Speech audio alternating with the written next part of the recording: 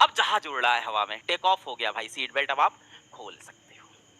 अब एक बहुत बड़ा डर सबको लगता है कि हवाई जहाज में अगर आके चिड़िया लड़ जाए इंजन में तो क्या होगा, कि इस इंजन में अगर आके चिड़िया लड़ जाए तो क्या होगा। क्या ऐसा सच में होता है? बिल्कुल होती है चीज, है ना। कई बार हवाई जहाज के इंजन में आके चिड़िया फंस जाती है। छोटी मोटी चिड़िया होगी तो कोई दिक्कत नहीं, पर मान लो चिड़िया का पूरा झुंड आके फंस गया, और ये जनरली टेक ऑफ के वक्त ही होता है, सबसे ज्यादा टेक ऑफ या लैंडिंग के वक्त, है ना। चिड़िया इतनी ऊपर थोड़ी उड़ती है जितनी ऊपर हवाई जहाज चला जाता है।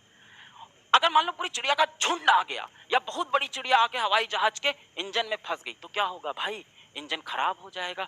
इंजन में इस तरह से देखो, इस तरह से इंजन में आग वगैरह लग जाती है तो क्या होगा, हवाई जहाज क्रैश हो जाएगा।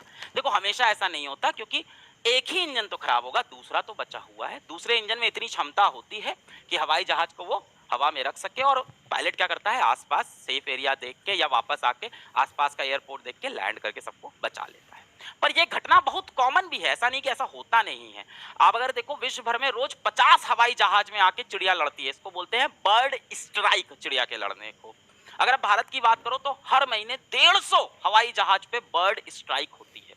क्या इसमें कोई घटनाएं भी हुई हैं? हाँ देखो, घटना हो सकती है अगर एक साथ दोनों इंजनों में आके चिड़ियाएं फंस जाएं, जिसके चांसेस कम है। पर चिड़िया का अगर झुंड हुआ दोनों तरफ आके फंस गया तो ऐसा हुआ है। 1995 में ऐसा हुआ था, अलास्का में ऐसा हुआ था, एक प्लेन के दोनों इंजन में चिड़िया फंस गई, क्रैश कर गया, 24 लोग मर गए। 1960 में बॉस्टन में एक प्लेन में ऐसा ही हुआ, उसमें 74 लोग करीब मर गए थे। अभी 2009 में एक अमेरिका के प्लेन में ऐसा हुआ था, खैर उसमें पायलट समझदार थे और बचा ले गए, समय था तो उन्होंने हडसन नदी में जहाज को लैंड करा दिया और बचा लिया। पर ये किससे होते हैं, पर टेंशन मत लेना, इतने ज्यादा भी नहीं होते हैं। चलो आगे बढ़ते हैं। तो भाई अब हमारा जहाज लेवल फ्लाइट में है और ये जहाज हमारा लेवल फ्लाइट में चल रहा है। अब जो सवाल आता है कि जहाज को मान लो हमें थोड़ा ऊपर ले जाना है लेवल फ्लाइट से, या हमें थोड़ा नीचे ले जाना है, या हमें दाएं जाना है बाएं जाना है, भाई रास्ते भी तो बने होते हैं, तो वो कैसे करते हैं समझो। तो जहाज की पूंछ जो टेल होती है वही जहाज को ऊपर नीचे और दाएं बाएं करने में मदद करती है हवा में। कैसे? देखो पूंछ पे एक चीज लगी होती है, इसको हम बोलते हैं एलिवेटर, जो मैंने अभी थोड़ी देर पहले बताया था। एलिवेटर को खोल के ऊपर कर दो तो यहां से हवा आएगी, इसको मारेगी, मारेगी तो टेल नीचे और जहाज ऐसे ऊपर चला जाएगा, है ना। मान लो ऐसे मैंने एलिवेटर खोल के ऊपर कर दिया तो आगे से हवा आई, इसको मारी मारी तो ये टेल नीचे जाएगी और नोज ऊपर, और हवाई जहाज ऐसे ऊपर की तरफ चला जाएगा। एलिवेटर को खोल के मैं नीचे की तरफ कर दूं तो हवा नीचे से मारेगी, नीचे से मारेगी तो टेल ऊपर चली जाएगी और हवाई जहाज की नोज नीचे, है ना। ये एलिवेटर अगर मैं नीचे की तरफ खोल दूं तो हवा इसको ऐसे मारेगी, ऐसे मारेगी तो ये टेल ऊपर जाएगी और नोज नीचे। अच्छा, अब दाएं बाएं की बात करते हैं। तो हवाई जहाज की टेल पे ही एक चीज लगी होती है, इसको बोलते हैं रडर।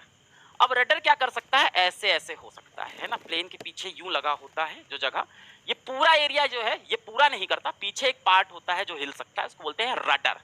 तो रडर ना ऐसे और ऐसे हो सकता है। अब देखो अगर ये रडर इस तरफ मैंने खोल दिया तो हवा सामने से आके मारेगी मुझको, धाड़ धाड़ धाड़, और प्लेन ऐसे हो जाएगा। और अगर रडर मैंने ऐसे कर दिया तो हवा सामने से आके मुझे धाड़ धाड़ धाड़ मारेगी और प्लेन इधर, भाई इस पे फोर्स लगेगी तो क्या होगा, ऐसे जाएगा। सोचो उधर से उसको कोई धक्का दे तो ऐसे हो जाएगा।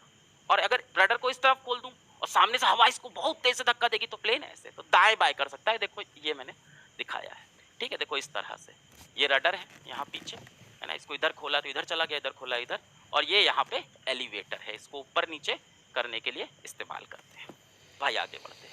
अब एक बड़ा सवाल मन में आता है कि जहाज में जो वेस्ट होता है, गंदगी होती है, वो क्या जहाज ऐसे ही गिरा देता है?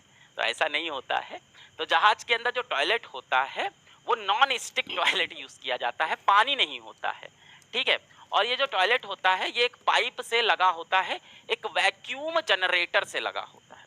यहाँ पे एक वॉल्व होता है ना। तो यहाँ पे आप जो क्रिया करना था आपने किया, फिर आप जैसे ही फ्लश दबाते हो ये वॉल्व क्या होता है, ये वॉल्व खुल जाता है। अब जैसे ही ये वॉल्व खुला तो वैक्यूम जनरेटर वैक्यूम क्रिएट करता है, वैक्यूम होता है तो यहाँ से सारी गंदगी खिंच जाती है और खिंच के जाके आपके ये वेस्ट टैंक में रख लेता है, ऊपर से गिरा नहीं देता है नीचे।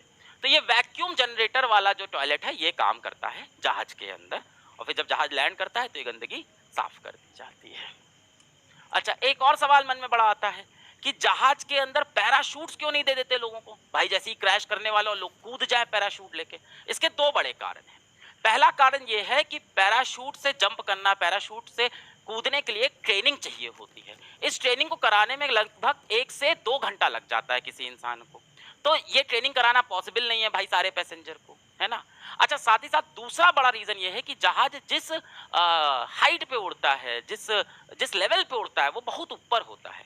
जनरली ये जो पैराशूट की कूदने वाली जो ये सब एडवेंचर स्पोर्ट कराया जाता है, ये थोड़ा कम हाइट पे कराया जाता है, कम लेवल पे। जहाज बहुत ऊंची हाइट पे उड़ता है, वहां से कूदने के लिए बहुत एक्सपर्ट ट्रेनिंग की जरूरत है, जो सबको नहीं दे सकते। वैसे एक कारण ये भी समझ सकते हो कि जो पैराशूट होता है बहुत भारी होता है, और 100-150 लोग का पैराशूट जहाज में भर के अगर रख देंगे तो जहाज का वजन बढ़ जाएगा, तो फिर यार तेल ज्यादा लगेगा, इंजन को ज्यादा काम करना पड़ेगा। तो ये प्रमुख कारण है जिसकी वजह से जहाज के अंदर पैराशूट नहीं होता, क्योंकि लोगों के पास इसकी ट्रेनिंग नहीं होती, और जहाज जिस हाइट पे, जिस ऊंचाई पे उड़ रहा है, उस ऊंचाई से सिर्फ एक्सपर्ट ही पैराशूट वाली छलांग लगा सकते हैं। चलो भाई, सारी कहानी हो गई, कुछ नहीं हुआ, कोई दुर्घटना नहीं है, सीट बेल्ट बांध लो, लैंड करने का समय आ गया है। तो हमारी पायलट महोदय ने बोला चलो लैंड करते हैं। इन्होंने कम्युनिकेशन किया फिर से एयर ट्रैफिक कंट्रोल से कि भाई रिक्वेस्टिंग फॉर लैंडिंग, तो बोलते हैं चलो आ जाओ लैंड करो। तो सबसे पहले ये क्या करती हैं, अपनी इंजन की गति को घटाती हैं, इंजन की गति कम करती हैं। इंजन की गति कम करोगे, स्पीड आपने कम की, हवा में आपकी गति कम हुई, तो हवा धीमे धीमे आ रही है, तो इतनी तेजी से इसको ऊपर लिफ्ट नहीं मिलेगी, है ना भाई। हवा की गति अगर बढ़ाओगे तभी तो आपको लिफ्ट